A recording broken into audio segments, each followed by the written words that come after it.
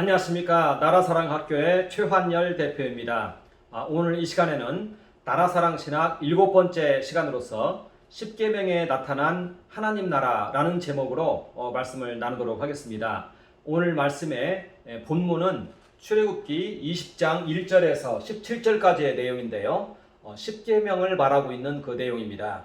그런데 이 내용은 시내산 언약을 말하고 있는 출애굽기 19장 4절에서 6절까지의 이 말씀과 이제 평행을 이루고 있습니다. 그래서 이 19장 4절에서 6절까지의 말씀을 먼저 좀 이해함을 통해서 이 10계명이 시내산 언약에서 차지하는 그 위치와 그 내용에 대해서 한번 간략하게 살펴보고자 합니다. 출애굽기 19장 4절에서 6절까지 나타난 이 시내산 언약은 창세기 12장 2절에서 3절까지 나타나 있는 아브라함 언약이 이와 같이 발전한 것입니다. 창세기 12장 2절에 하나님께서 아브라함에게 내가 너로 큰 민족을 이루겠다고 약속하셨습니다. 그리고 그것이 이제 출애굽기 19장 4절에서 이제 나타납니다. 말하자면 이 언약이 성취가 된 것입니다. 그것을 이렇게 표현하고 있습니다. 내가 애굽 사람에게 어떻게 행하였음과 또 내가 어떻게 독수리 날개로 너희를 업어 내게로 인도하였음을 너희가 보았느니라 해서 출애굽기 19장 4절에 있는 이 내용은 이제 아브라함에게 한 큰 민족을 이루어 주겠다고 한 그 언약이 성취되었음을 이제 선언하고 있는 그러한 내용입니다. 그리고 창세기 12장 2절 하반부에 있는 너는 축복함이 되라, 이게 아브라함에게 부여된 언약 조항인데요. 이것이 이제는 이스라엘 백성들에게 이와 같이 이제 변화된 형태로 나타납니다. 너희가 내 말을 잘 듣고 내 언약을 지키면, 이렇게 이제 나타나는 것입니다. 그리고 여기에서의 이 언약이 바로 10계명을 말하는 것이고, 이 10계명이 여기 출애굽기 20장 1절에서 17절까지의 말씀이 된다는 것입니다. 그래서 출애굽기 20장에 나타나 있는 10계명을 명확하게 이해하기 위해서는 이 문장의 구조부터 먼저 이해를 할 때 그 안에서 이 10계명의 방향성이 무엇인지 그것이 우리에게 잡힌다는 것입니다. 이 언약 본문을 보면은요, 내 언약을 지키면, 이건 10계명을 말하는 것이죠. 내 언약을 지키면 나의 소유가 되고 열국 중에 제사장 나라가 되리라, 이렇게 얘기하고 있습니다.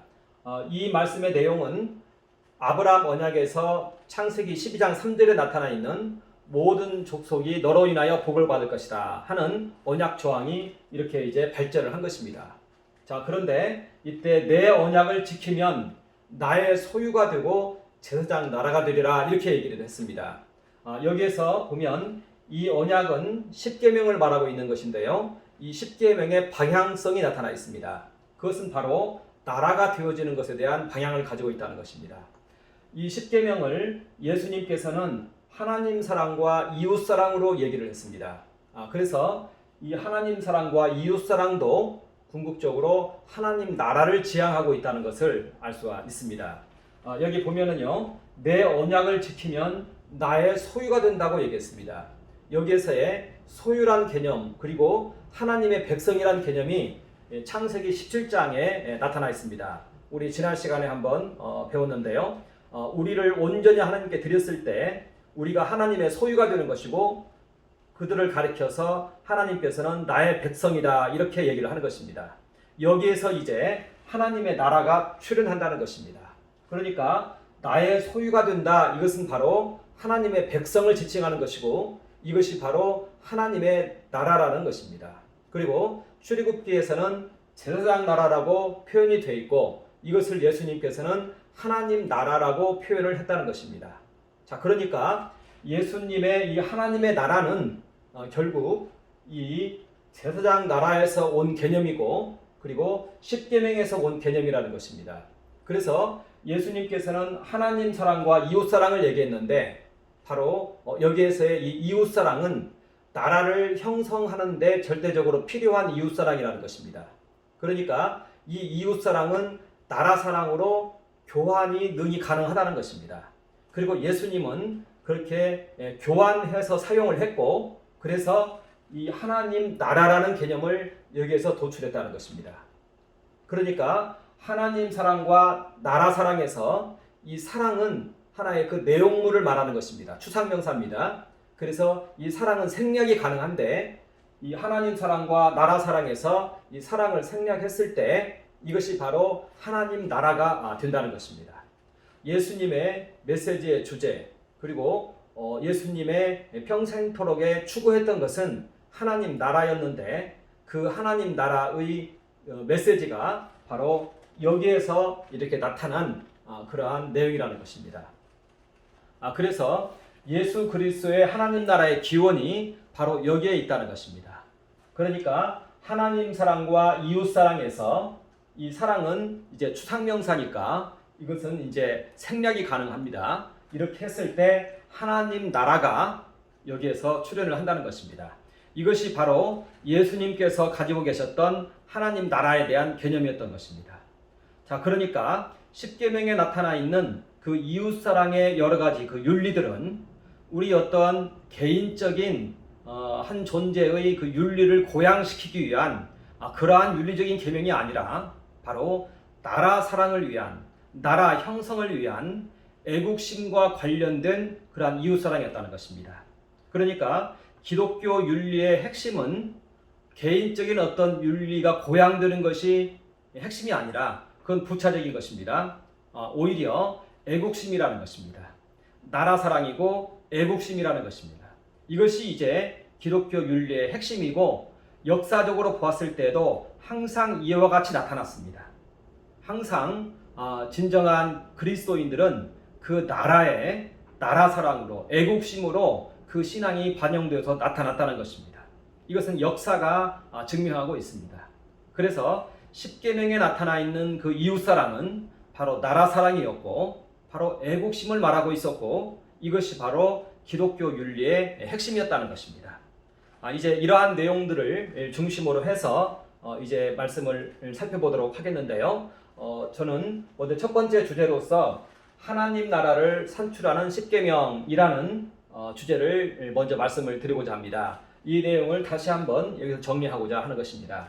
그리고 두 번째는 이제는 십계명 내에서 이것을 이제 추적을 해 보는 것입니다.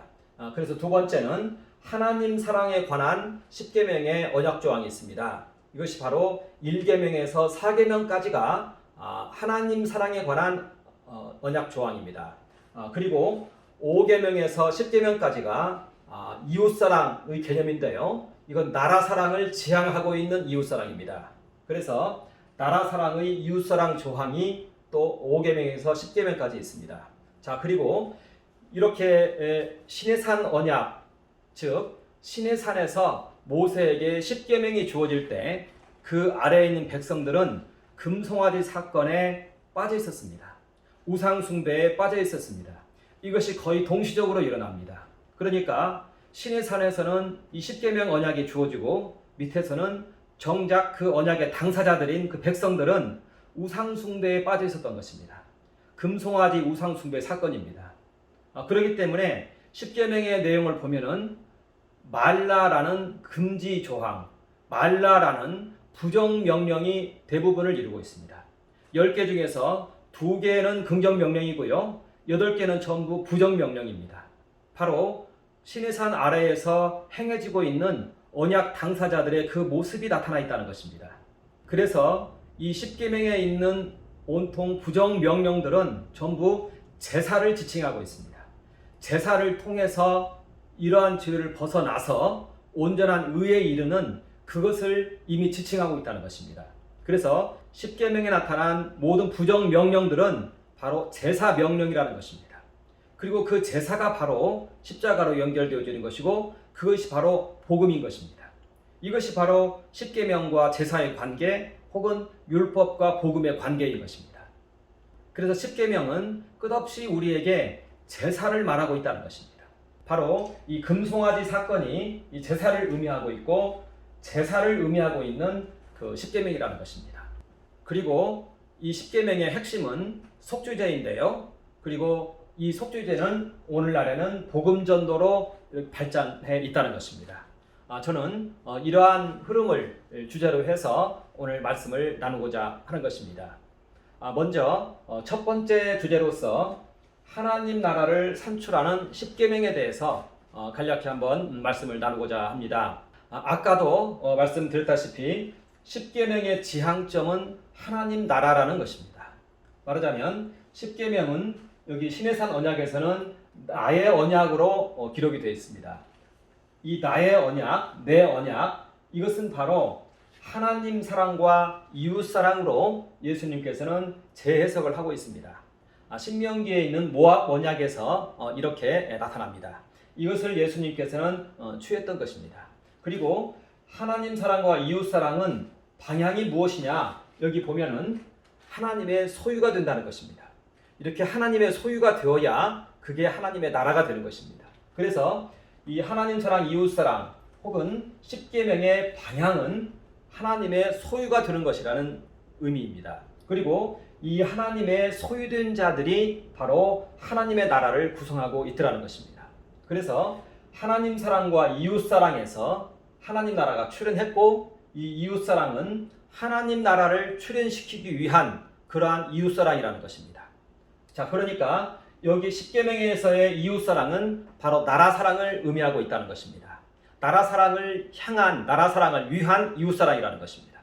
자, 그러니까 이웃 사랑은 나라 구성을 위한 하나의 이웃 사랑이라는 것입니다. 자, 그리고 더 엄밀히 말하면요, 이미 이 언약을 체결했을 때에는 나라는 구성이 되어 있는 것입니다. 그러니까 엄밀히 말하면 나라 구성을 위한 이웃 사랑도 적절하지 않습니다. 말하자면 나라에 속하기 위한 하나의 조건으로서 이웃 사랑인 것입니다. 이것이 오히려 명확한 표현입니다. 나라는 이미 구성이 되어 있습니다. 그리고 이 언약이 이미 여호와와 나라 사이의 언약인 것입니다. 그리고 그 안에 10계명이 있는 것입니다. 그렇다면 그 10계명 안에 있는 이 각각의 이웃사랑에 관한 명령들은 이 나라에 속하기 위한 이웃사랑이라는 것입니다. 하나님 나라에 속하기 위한 이웃사랑이라는 것입니다. 나라에 속하기 위한 이웃사랑이라는 것입니다. 그러니까 이 이웃사랑은 애국심이 그 본질을 이루고 있다는 것입니다. 이 이웃사랑은 나라 사랑이 그 본질을 이루고 있고 애국심이 그 본질을 이루고 있다는 것입니다. 여기에 합한 자가 나라의 구성원이 된다는 것입니다. 자, 그런데 10계명에서 보면 전부 2인칭 단수형으로 구성이 되어 있어요. 말하자면 여호와와 이스라엘 간의 언약인데 이 내용들을 보면은요, 10계명에 있는 10가지 조항이 전부 2인칭 단수 명령형을 사용하고 있어요. 이것이 참으로 하나의 좀 신비와 같은 그러한 내용인데요. 이때 이 2인칭 단수형이 이스라엘 전체를 의미하느냐 아니면 개개인을 의미하느냐, 여기에 대해서 많은 연구가 좀 필요하다고 보겠습니다. 그런데 현재 일반적으로 받아들여진 개념은, 저도 이렇게 일반적으로 받아들여진 개념을 줬습니다. 각각에 대한 명령입니다. 말하자면 여호와 하나님 하면은요, 여호와 하나님이라는 존재는 우리 지난 시간에도 얘기했다시피 여호와와 이 천군 천사의 회중입니다. 그리고 이 천군 천사들은 모든 만물을 창조한 창조자이고 모든 만물을 붙들고 있는 천천만만의 천군 천사들입니다. 그러니까 여호와 하나님 하면은 여호와와 온 천지를 붙들고 있는 제 신들입니다. 그러니까 천지 만물이 다 그 안에 있습니다. 이렇게 천지 만물이 다 그 안에 있는 이 존재가 이 개별자를 향해서 말씀하고 있다는 것입니다. 이 개별자를 향해서 이러한 10계명을 말하고 있다는 것입니다. 좀 이따가 우리 한번 살펴보겠지만 10계명은 그 본질이 아브라함의 언약과 같습니다. 상호 헌신 맹세입니다. 그렇기 때문에 이것은 신랑과 신부의 결혼으로 호세아는 말하고 있습니다. 자, 그런데 이렇게 거대하신 하나님이 이 개인을 향해서 이와 같이 신랑 신부의 관계를 요청한다는 것입니다. 이것은 하나의 큰 신비인 것 같습니다. 이스라엘 전체를 향한 언약이지만 이 개인들을 향해서 이스라엘 전체로 간주하고 이렇게 나아오시는 그러한 하나님의 모습인 것입니다. 자, 이러한 내용은 좀 이따가 한번 살펴보도록 하고요. 어찌됐든 2인칭 단수형으로 되어 있는데 나라는 이미 있고요. 여기에 속하기 위한 하나의 이웃사랑이라는 것입니다. 이것이 이제 십계명에 있어서의 그 이웃사랑의 본질이고, 그렇다면 그 이웃사랑은 바로 나라 사랑을 말하는 것이고, 일반적인 용어로서는 애국심을 말하고 있다. 이렇게 우리는 표현할 수 있다는 것입니다.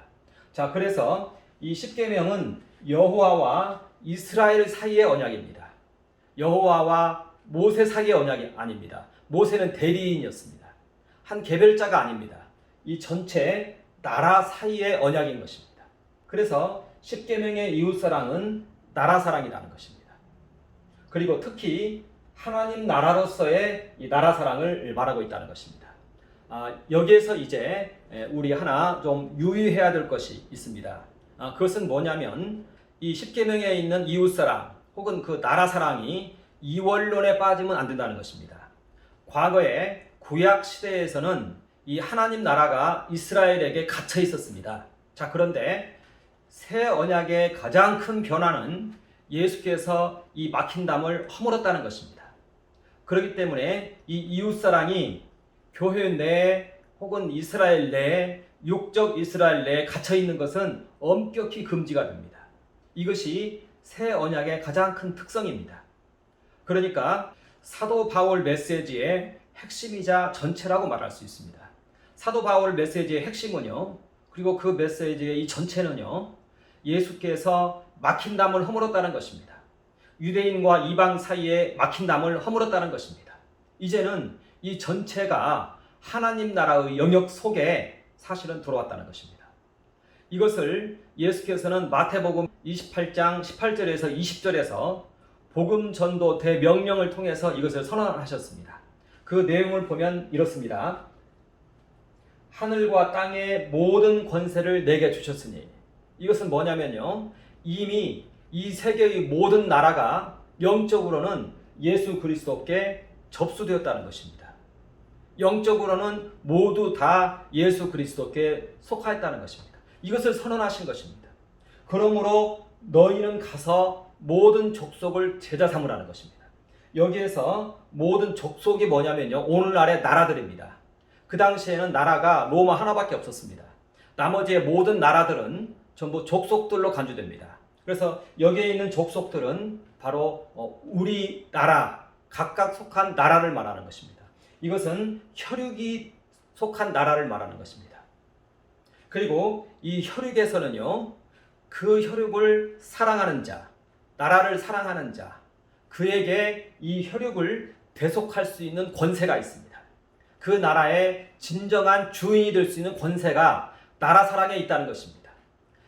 어떤 나라를, 그 나라를 아무런 대가 없이 중심으로 사랑하는 자가 진정으로 그 나라의 주인이라는 것입니다.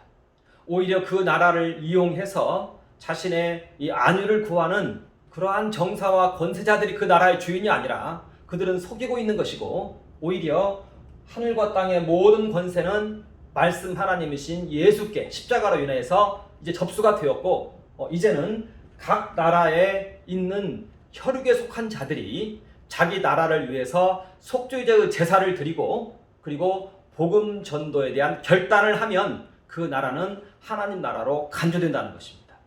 예수님께서는 요한복음 17장에서 그렇게 말씀하십니다. 앞으로 나를 믿게 될 자들을 위해서도 중보기도 합니다. 대제사장이신 예수께서는 지금 그렇게 하고 있다는 것입니다.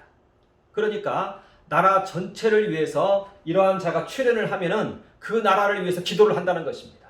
믿게 될 자들을 위해서 기도한다는 것입니다. 그리고 이 복음을 듣고 믿지 않는 자, 그들은 이제 그 나라에서 쫓겨날 것입니다.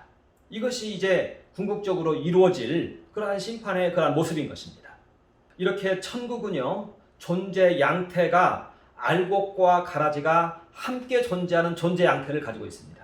이것은 주님의 심판과 재림의 날까지 그 형태로 계속 갑니다. 그렇기 때문에 가라지가 있다고 해서 그 나라가 하나님의 나라가 아닌 것으로 간주되는 것이 아니라는 것입니다. 예수님께서는 마태복음 13장에서 천국 강화를 말씀하셨습니다. 천국의 모습을 얘기했습니다. 그 천국 안에는 알곡과 가라지가 함께 존재합니다.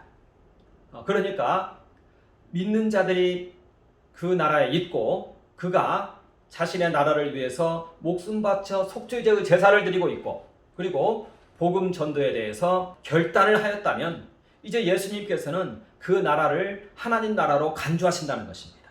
그렇기 때문에 우리 그리스도인들에게 십계명의 그 이웃사랑을 성도 내로 국한하는 것은 아주 위험한 그러한 발상이라는 것입니다. 십계명에 있는 그 이웃사랑은 나라사랑으로서 우리나라 국민 전체가, 이 족속 전체가 해당이 된다는 것입니다. 그래서 모든 족속이라는 용어를 쓰고 있다는 것입니다. 모든 족속을 제자 삼는다는 얘기는 하나님의 소유가 되게 한다는 것입니다. 그래서 이제는 하나님의 나라가 드러나게 한다는 것입니다. 이미 예수께서는 하나님의 나라에 이러한 권세를 가지고 계시고 접수가 되었고 모든 나라가 다 그렇게 되었다는 것입니다. 이제는 이런 자가 출현함을 통해서 그 나라가 하나님 나라로 이제는 드러나기 시작한다는 것입니다. 이것이 바로 이제 십계명이 가지고 있는 그 이웃사랑이라는 것입니다. 그러니까 십계명에 있는 그 이웃사랑은 나라사랑과 또 나라를 위한 속죄제의 기도와 그리고 복음 전도, 이렇게 연결이 되어 있다는 것입니다. 이것이 이제 십계명의 그 본질이라는 것입니다. 그래서 하나님 나라를 산출하고 있는 십계명이다, 이렇게 저는 그 소제목을 붙여 본 것입니다.